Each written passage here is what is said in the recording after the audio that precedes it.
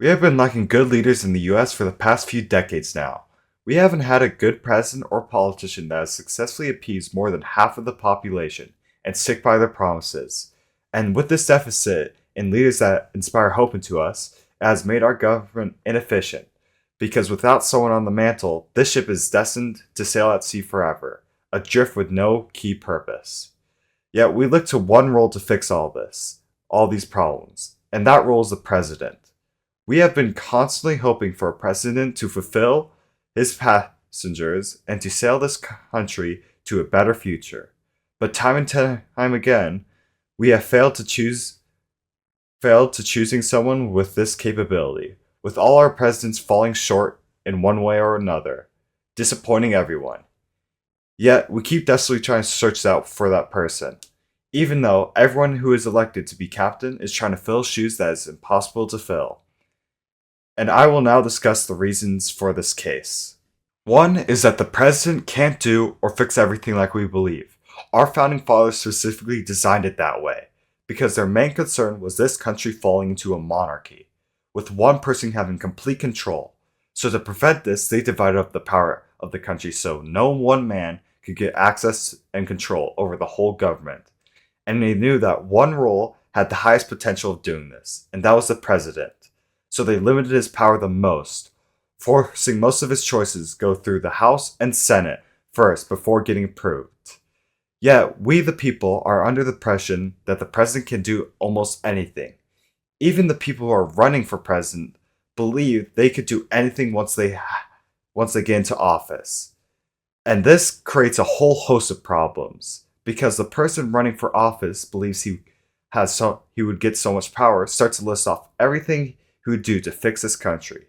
He's doing this for two reasons. One, I already mentioned, was the lack of knowledge he has about the amount of power he's getting. But secondly, it's a sales pitch. It sounds good when someone promises that they'll fix up everything about the country. But in reality, they're just doing this to sound like they're doing more than the other guy. Even though we should really be listening to the one with fewer promises. As in life, if you set too many goals for yourself, you will never complete them, or all of them will be partially done, but not complete. It should be the same with presidents.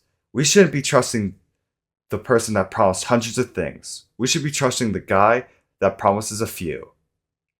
The third reason is that we set the bar too high for presidents, asking them for too much.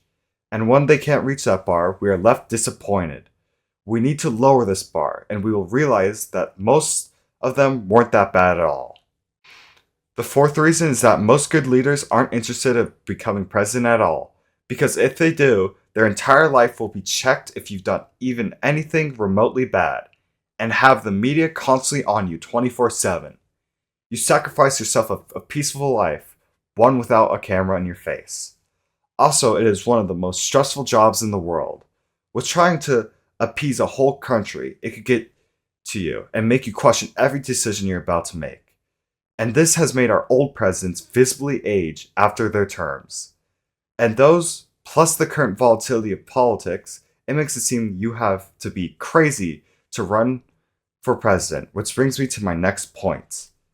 Fifth is that the office attracts people with toxic mentalities to the office. Those with egotistical and sociopathic tendencies tend to succeed in an environment like the president, even if it does not fit them. Because on the surface, they just look confident and determined, even though under the surface, it's fake.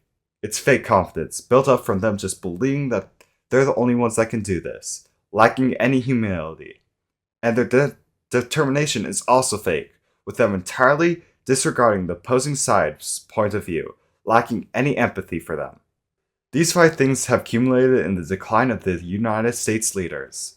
Sadly, we could never find a way to never have any bad leaders again, as throughout human history we have struggled with the same thing as the US is experiencing with leaders. But there's still a few things we could do to slightly increase the chances of us choosing a good president. One is by formally mentioned lowering our standards, as this would make it easier for good leaders to stand out. Secondly, is by taking a deep look into who's running to further understand how he operates and avoiding those who display toxic traits and promising too much. If we just do these few things, then maybe the US will have a short golden age of good leaders.